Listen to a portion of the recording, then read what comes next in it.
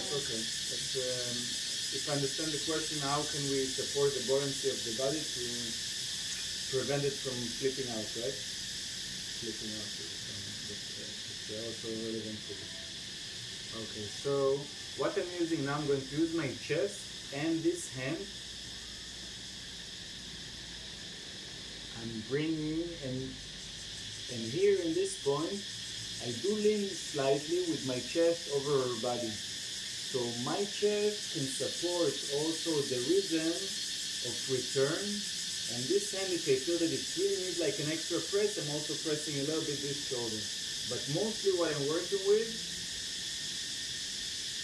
yeah, definitely not with this one. What I could work a little bit, because anyway, all the time I'm touching her, I'm all the time in touch with this part, right? So sometimes you will notice that the body is starting, and we're just kind of like, it's not that we're pushing, but we're leaning with our body weight and the hand to keep the body in a steady position. So she's coming towards me, and there will be a very big difference if I try to push her. But if I just stay with her and feel her body and knitting it, and together with that knitting, I'm using the power of my feet to regulate the return back to the surface. Does this answer your question? Yes. Your right elbow is not holding anything. The right hand, the hand that is over the nose, has to be, really has to be. It's a very sensitive. It's touching her nose, her face. It's coming in touch with her, stopping breathing. This hand has to learn how to be the most passive while still assertive. Very gentle, very comforting, very present, and at the same time not losing also the grip of the nose, because otherwise the water will come in. All the power, like the proper power of the movement, exclusively the feet and my core work.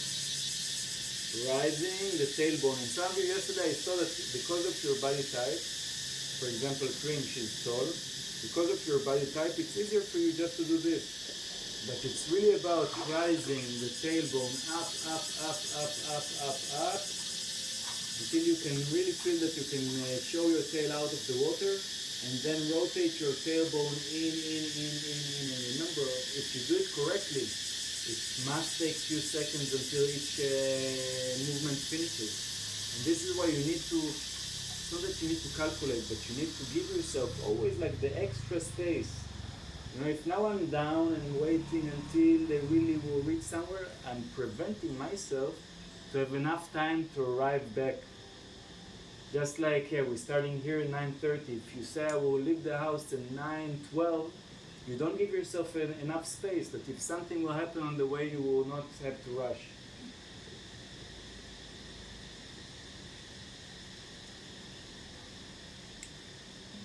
Welcome. So use this part. Usually what I will suggest, because it's better if you are underneath, I will suggest see if you can meet them not with your breast, but more with this part, with the upper part of your breast. Kind of like just the muscles of your the pectoralis muscles, this area here. Okay, if with this area you can just, with this I can really lean backward and forward, and we will learn also in a more advanced technique afterwards how can we use our body, because look how much points I'm touching with just with my chest here. It will be useless for me to forget about it, because here we're creating so many points of contact that can support what we're offering to them in many ways. Yeah? But even this will happen only because this hand is quite active. If I'll be very soft here, I can do all of this, but and the hand is here, and the touch is clear. Even the minimum effort, we already start to move her toes from side to side. Okay? And from here, how do you disengage back to the regular pose? Because you're all much closer to her also on her neck. Like Here I'm just, Just I can also go do back. this. Or if I feel that it's not enough, I'm reaching out here, and then I can really do this. And then we have really a big space between ourselves. And sometimes we will feel that we need to create a little bit of extra space between ourselves, maybe because of our feeling, and then even though that we're doing all the self work, if we're feeling that it's something is not safe for us, it's important that we create a little bit of space, and maybe for them as well. And how can we know if it's really what they need or really what we need? It's a mystery.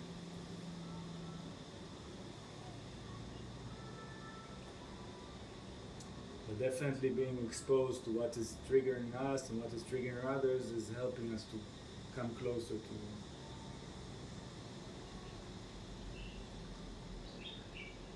better objectiveness about it.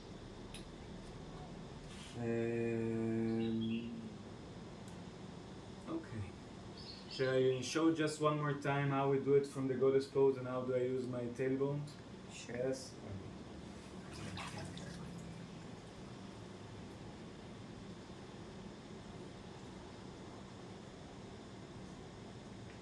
It's also good for calling attention.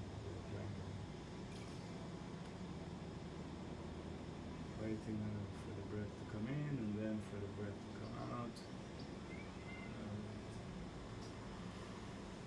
I'm lifting my tail, I'm opening my tail, making it really clear and emphasize my tail. You can look at my back. It's really up and out. And then I'm bringing it in.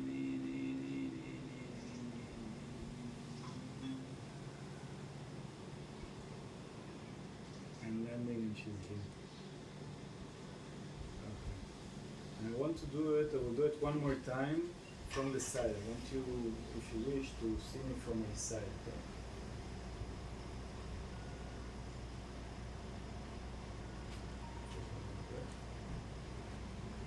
Standing. Now, I'm starting, she's giving me the sign, I'm starting to lift my tail, lifting it until it's coming up. Here I will even lean one time to my left and return to my center, ground. And from my center, I'm bringing my tailbone in, relaxing my shoulders, and arriving to my center. And she lands there, together with me.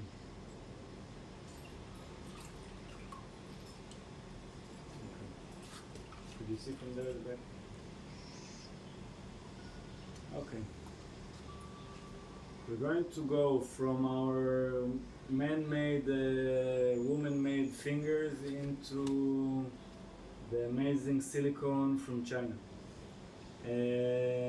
Useful for certain things, cannot match certain other things. I can give an option when you will do the practice in the next weeks. You can try both. You can start with one and to continue with the other. And to also get the feedback from your receivers, what did they like more? Okay? I'm going to give to PJ the nose plug in her hand. I could do it, but I prefer, because it's a little bit thing, it's to put an instrument that she will put it in a way that it's comfortable enough for her. When she's doing it, her head will go a little bit more back, so when she's placing the nose plug, I need to give a little bit of extra support to the head, okay? So for people that it's their first time, you also let them put it on? Yeah, I let them put it on before we start the session, so they try, and I invite them also afterwards to put it on by themselves. Okay. Going back into goddess pose. Now I'm going to place my hand here, because this hand is free. I'm going to place it here and I'm going to do the same leaning. When she's going underwater, I can release a little bit the hand underneath the head, because it doesn't need to hold her anymore, okay? Before we're really close hand. But then I need to even be more aware to the fact when I'm coming to the center, because I want her to really land directly into my center.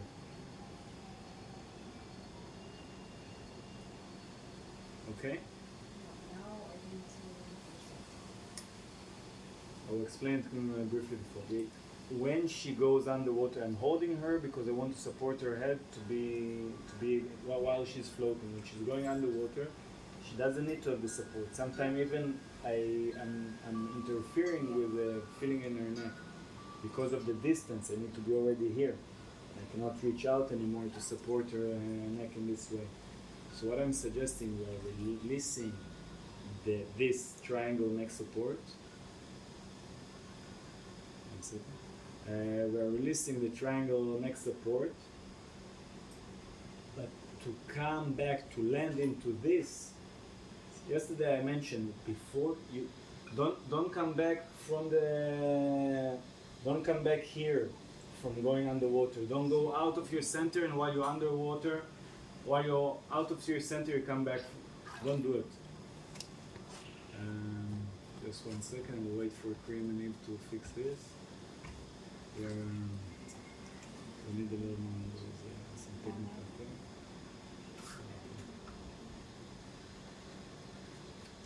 Okay.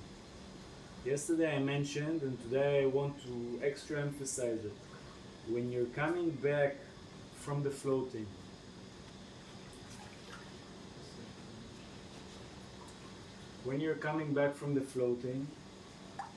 it's really important that you are receiving them in your center. We're spoken a little bit about parenthood, just as an example. When a child is coming back from a place that he doesn't know, he really wants to feel that his parents are receiving in them from their own center. And that creates a sense of safety. If we try to receive and we are out of our center, our ability to transmit, you are welcome home, everything is okay, is already a little bit distorted. So we will look to bring ourselves into the center before their face will come back to the surface of the water. And because in most of those 2 weeks we just worked on being with our center, we're having an advantage to have the center a little bit more available for us by now. She's giving me the sign, I'm leaning forward. And you see, now I fully released this hand. You can maybe come here, Carolina, to see better. And now I start to bring her back. First I bring my tailbone in, and I organize my chest, and I organize my shoulders, and I organize my legs. So when she's coming, I'm already just receiving her into my center. I don't need to lift the hand. Oftentimes I see people arriving to the surface and then, just bring yourself to the center. They will just appear in your hands in the perfect position. Only if you really bring yourself back to your center. And I can assure you, you will have many good reasons to be off your center when you're holding the breath for them.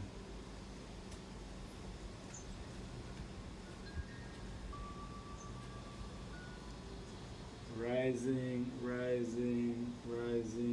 relocating. Here I'm still using the touch, I'm still using my chest. I don't push so much with my chest, but my chest is definitely touching her and preventing from her to go up. And I move to my right leg, I'm coming back to my middle and centering. And from the center, I'm bringing my tailbone in, my belly in, my chest, my shoulders, my head. The center is fully present for me, and she appeared back to my hand. Okay? I want to invite us today to manage to do this. I personally believe that if we can do this, we can start to build on it a whole world of movement. I personally think, and some people might believe that I'm wrong, but I personally think that if we cannot do this, all of the other things will never sit straight.